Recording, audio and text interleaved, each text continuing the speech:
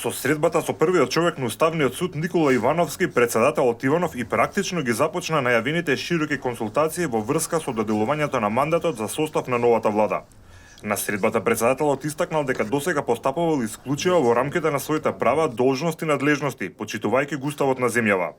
Тој посочил дека и во однос на актуелната ситуација ќе действува во согласно со уставните одредби и ќе постапува исклучиво и само во интерес на државата и граѓаните.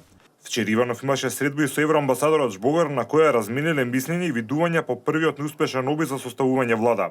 Председателот го запознал Жбогар за следните чекори кои ќе ги превземе како консултации со релевантните институции и политички партии. Од своја страна евроамбасадорот ги пренел официјалните ставови на Европската унија.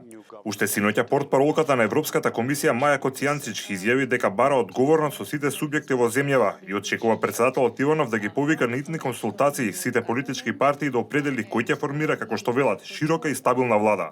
За експертите и познавачите на правото проблем прави недореченоста на членот 90, односно како треба да се постапи во случај кога победникот на изборите нема да успее во првиот опит да договори парламентарно мнозинство.